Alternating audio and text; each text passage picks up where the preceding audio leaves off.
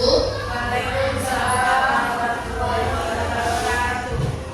Yang terhormat Bapak Kepala Sekolah SD khususnya mulai, dan yang terhormat Ibu Guru yang berkenan hadir dalam acara pada pertama-tama marilah kita panjatkan puji syukur kita atas kehadiran Allah Subhanahu wa Ta'ala, yang mana pada pagi hari ini kita dapat berkumpul di ruangan yang sederhana ini dalam acara Ekstensi Budaya Positif. Salawat beriring salam pula kita curahkan pada Nabi besar Muhammad Sallallahu Alaihi Wasallam dengan melafazkan Allahumma sholli ala sayyidina Muhammad wa ala ali sayyidina Muhammad.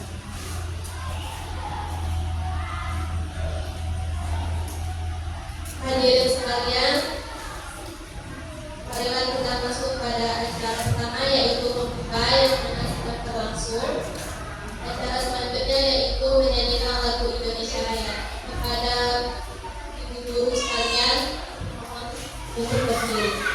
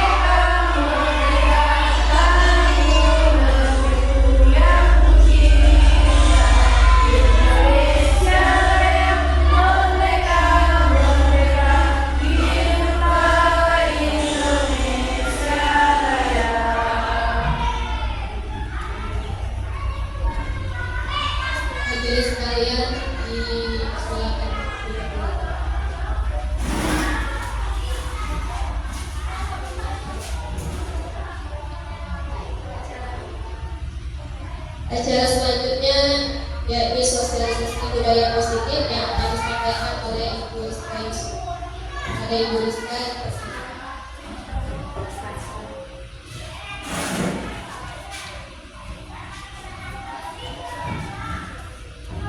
Assalamualaikum warahmatullahi wabarakatuh.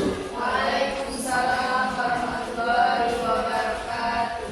Terima kasih sebelumnya kepada ibu guru sekalian yang berkenan hadir dalam kegiatan sosialisasi budaya positif dalam rangka tugas aksi nyata calon guru negara angkatan 10 Kabupaten Batanghari Provinsi Jambi.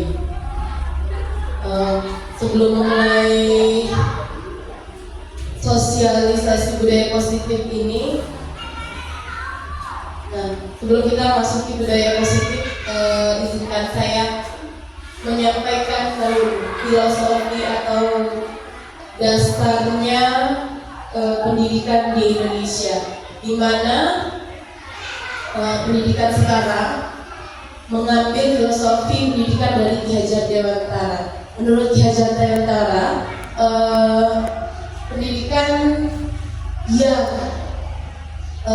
penopang dasarnya adalah guru, tugasnya yaitu menuntun kodrat yang ada pada anak-anak agar mereka dapat mencapai keselamatan dan kebahagiaan yang setinggi-tingginya baik sebagai manusia maupun anggota masyarakat. Jadi di sini ibu-ibu, tugas utama kita sebagai guru itu bukan cuma memberikan ilmu, bukan sekedar mentransfer ilmu dan informasi kepada peserta didik kita, melainkan ada tugas lain yang harusnya kita lakukan, yaitu membimbing mereka, menuntun mereka.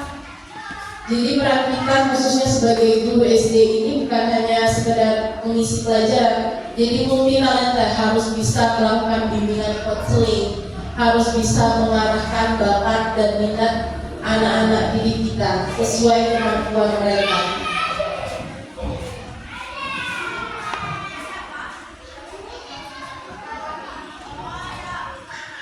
Kemudian nilai dan peran kita sebagai guru yang pertama yaitu kita harus menjadi pribadi seorang guru yang reflektif. Artinya apa? Dari kegiatan hari ini kita bisa menyimpulkan apa kelebihan di sana, apa kelebihan pembelajaran yang kita lakukan hari ini, apa kekurangan atau hambatan sekalipun di kelas yang kita alami pada hari ini, kemudian untuk diperbaiki pada pertemuan-pertemuan selanjutnya. Kemudian kolaboratif. Nah, kolaboratif ini bukan mengenai kolaboratif kita sebagai guru di kelas bersama siswa saja. Jadi ada kolaborasi bersama atasan kepala sekolah, kolaborasi dengan rekan sejawat, masukan-masukan dari atasan maupun rekan sejawat terhadap tupoksi kita di sekolah ini.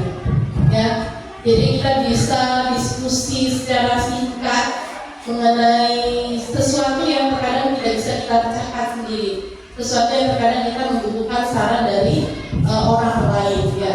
Kemudian inovatif. Nah, inovatif di sini berarti tugas kita sebagai guru kan mengajar.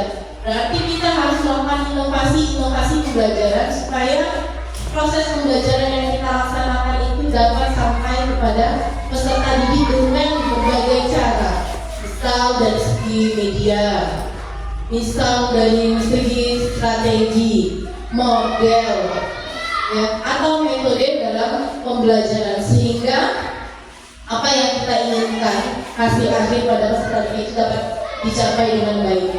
Kemudian berpihak pada peserta didik. Jadi tugas utama kita yaitu mengajar. Tujuan utama kita yaitu merubah peserta didik kita menjadi orang yang berhasil. Maka kewajiban kita memberikan pembelajaran yang intinya berpusat pada siswa, bukan kita yang berperan aktif dalam pembelajaran, ceramah dari awal sampai akhir. Itu otomatis kan gurunya tuh yang aktif, gurunya yang aktif dan anaknya jadi yang pasif. Tidak ada kegiatan untuk anak-anak, mereka hanya mendengar. Ya, jadi berpihak pada peserta didik berarti kita memberikan kesempatan kepada siswa kita supaya mereka dapat bekerja maupun berkolaborasi ataupun berkreasi terhadap pembelajaran yang ingin kita sampaikan. Ya, jadi mereka dapat memaknai pembelajaran yang sedang berlangsung.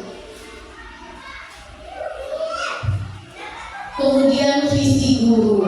Nah, sebenarnya tujuan suatu sekolah itu dilandaskan dulu secara garis besar melalui visi sekolah. Namun sebagai guru tentu kita harusnya mempunyai tujuan juga. Apa tujuan kita di sekolah ini? Itu mungkin dari segi karakter akan berbeda-beda, namun tetap tujuan utama kita adalah menciptakan peserta didik yang sukses tentunya dengan lulusan terbaik, pengetahuan terbaik, keahlian atau kompetensi yang terbaik sesuai bakat minat mereka.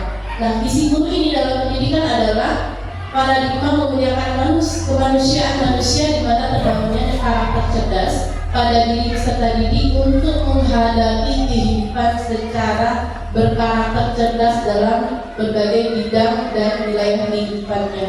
Jadi proses pembelajaran di sekolah ini adalah menyiapkan anak didik kita untuk siap hidup dan berkembang dalam masyarakat nantinya. Nah, sekarang kita memasuki budaya positif. Kira-kira Bapak Ibu-ibu sudah pernah dengar belum tentang budaya positif? Ibu-ibu, Sudah pernah dengar Ibu Rani? Budaya positif? Sudah? Kapan Ibu Rani? Sekarang? Oke, baik. Selanjutnya, Miss.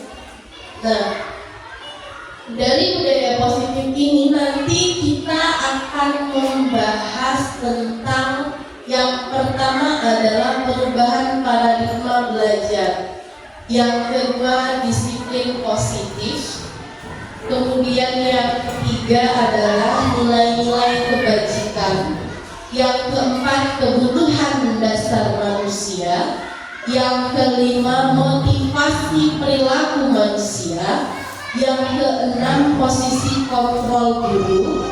Yang ketujuh, keyakinan kelas. Dan yang terakhir yaitu segitiga restitusi. Jadi ada beberapa materi nanti yang akan saya sampaikan kepada Bapak Ibu sekalian. Saya harapkan nanti setelah kegiatan ini ibu-ibu dapat memahami maksud dari budaya positif, kemudian alangkah lebih baiknya ibu-ibu dapat menerapkannya di kelas ibu-ibu masing-masing bersama peserta didik masing-masing.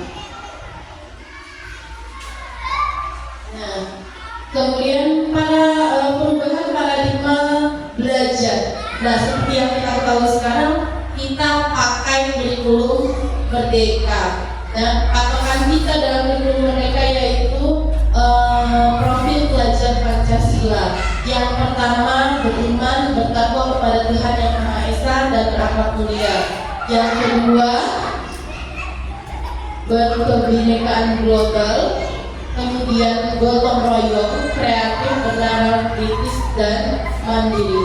Nah, diharapkan proses pembelajaran ini memiliki prinsip yang berdiferensiasi.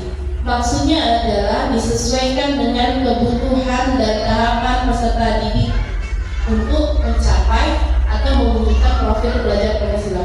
Jadi di dalam belajar tuh biasanya kita menyamaratakan kemampuan anak, sehingga kita kasih tugas atau LKPD-nya itu